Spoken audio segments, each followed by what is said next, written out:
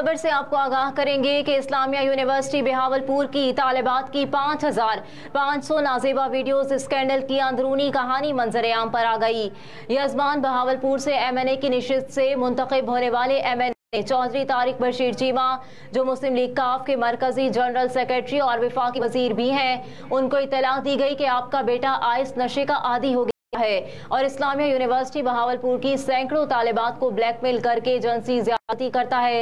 अगर आपके बेटे की वीडियोस मंजर आम पर आ गई तो आपको सियासी तौर पर नुकसान पहुंचेगा। उनको बताया गया कि इस्लामिया यूनिवर्सिटी बहावलपुर का security chief manager Ejaz Shah भी इस गैंग का हिस्सा है। इस सूरत हाल में विफाकी वजीर चौधरी तारिक बशीर चीमा ने जाती ताल्लुक रखने वाले पुलिस अफसरान से राब्ता किया कि मेरे बेटे को बचा लिया जाए और एजाज शाह को गिरफ्तार किया जाए और वीडियोस और तस्वीर को बरामद किया जाए और मेरे बेटे की नाजेबा वीडियोस को डिलीट करवाया जाए ताकि सोशल मीडिया पर ना आ जाए। पुलिस हुकाम ने एजाज शाह को मौके पर सबूतों के साथ गिरफ्तार कर लिया और बड़ी तादाद में नाजेबा वीडियोस और तस्वीर वाले मोबाइल को भी बरामद कर लिया, जो कि एजाज शाह का था। पुलिस ने जब तफ्तीश शुरू की तो सनसनीखेज इंकशाफात हुए। दौरान तफ्तीश एजाज शाह ने बताया कि इसके गैंग में विफाकी वजीर चौधरी तारिक बशीर चीमा के बेटे समेत बाअसर सियासी शख्सियात और बाअसर अफसरान के बेटे भी शामिल हैं। एजाज शाह ने बताया कि इस्लामिया यूनिवर्सिटी बहावलपुर के सिक्योरिटी कैमरे उनकी निगरानी में चल रहे हैं और वो खुद कंट्रोल करते थे। यूनिवर्सिटी में तालिबात दरख्तों के नीचे इमारतों के साथ अक्सर अपने दोस्तों के साथ गले मिलने और सिगरेट पीने की वीडियो क्लिप क्लब सिक्योरिटी कैमरों में महफूज हो जाते थे। तो एजाज शाह मुतालिका तालिबा को बुला लेता था कि ये वीडियो क्लिप आपके वालिदैन को भेज रहे हैं, तो तालिबात घबरा जाती थी कि हमारी वीडियो हमारे वालिदैन को ना भेजी जाए।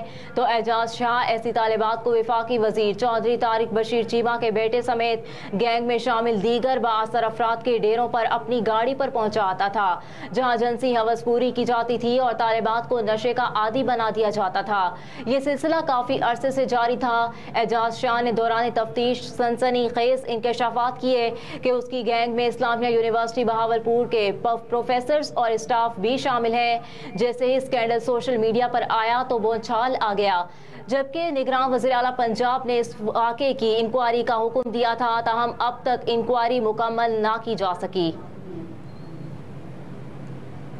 एक और अहम खबर से आपको आगाह करेंगे कि हुकूमत का निगरान हुकूमत के लिए इख्तियारात के मामले पर इत्तेहादियों को मनाने में कामयाब हो गई है। निगरान हुकूमत और निगरान वज़ीर आज़म के इख्तियारात के मामले पर इंतखाबी इस्लाहाती कमेटी का इजलास चेयरमैन अयाज सादिक की सरबराही में हुआ, जिसमें विफाकी वज़ीर कानून आज़म नज़ीर तारड़, सेनेटर ताज हैदर, बैरिस्टर अली जफर और दीगर शरीक हुए। जबकि वज़ीर कानून ने इत्तेहादियों और अपोजिशन जमातों के रहनुमाओं को ब्रीफिंग दी। ज़राए के मुताबिक इंतखाबी इस्लाहात कमेटी के इजलास में आर्टिकल 230 से मुतालिक तरामीम पर बातचीत की गई और निगरान हुकूमत के इजाफी इख्तियारात को लेकर इत्तेहादियों को तहफ़्फ़ुज़ात को दूर किया गया।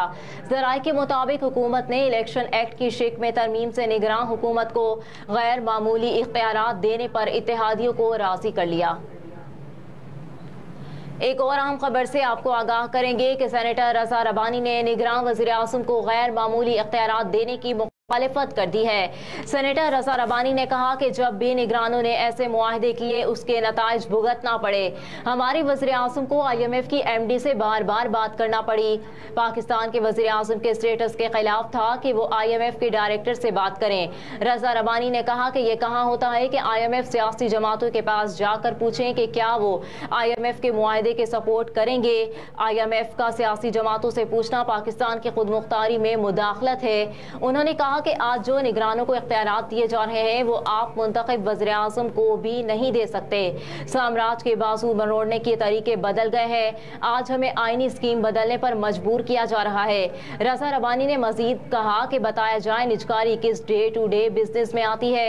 जिस निगरान ने 60 रोज में इंतखाबात कराने हैं उसको निजकारी की इजाजत कैसे दे सकते हैं। मोइन कुरैशी के IMF से मुआहदे के नताइज हम भुगत चुके हैं। उन्होंने मजीद कहा कि निगरान वज़ीर आज़म को सेक्शन 230 के इख्तियारात देने की मुखालिफत करता हूँ। सेक्शन 230 की तरमीम को वापस लिया जाए। एक और अहम खबर से आपको आगाह करेंगे कि यौम आशूरा के लिए ट्रैफिक इंतजामात मुकम्मल कर लिए गए हैं। यौम आशूरा पर 3000 से जायद वार्डन तैनात होंगे। CTO लाहौर ने सर्कल अफसरान को जुलूसों के रूट्स, पार्किंग और ड्राइवेशन पॉइंट्स का असर-ए-नो जायजा लेने की हिदायत की है। मुस्तनसर फिरोज का कहना है कि 10वें मुहर्रमुल हराम तक 4000 से जायद मजालिस और मुख्तलिफ इलाकों से 94 जुलूस बरामद होंगे। मजालिस और जुलूसों में अज़ादारों की आमदोरफ्त के लिए ट्रैफिक के बेहतरीन इंतजामात होंगे। CTO लाहौर के मुताबिक डिविजनल अफसरान की निगरानी में 125 इंस्पेक्टर्स और 3000 ट्रैफिक एहलकार ड्यूटी देंगे। किसी भी नागहानी सूरत हाल में इमरजेंसी गाड़ियों के लिए फौरी रास्ता क्लियर रखा जाएगा। और एक और आम खबर से आपको आगाह कि ईरानी वज़ीर ख़ारजा हुसैन अमीर अब्दुल हयान आइंदा हफ्ते पाकिस्तान का सरकारी दौरा करेंगे। दौरे में अफगानिस्तान में सलामती की सूरत हाल खुसूसी तौर पर ज़ेर बहस आएगी। सिफारती ज़राए की जानिब से ये कहा गया है। सिफारती ज़राए के मुताबिक दौरे में अफगानिस्तान में सलामती की सूरत हाल खुसूसी तौर पर ज़ेर बहस आएगी। ये दौरा 2 रोज़ा होगा। ईरानी वज़ीर ख़ारजा की आमद 3 अगस्त को मुतवक्के है। ज़राए का कहना है कि ईरानी वज़ीर ख़ारजा के दौरे के दौरान 2 तरफ़ा ताल्लुकात के मजीद फरोग के साथ इलाकाई सूरत हाल पर मुशावरत की जाएगी।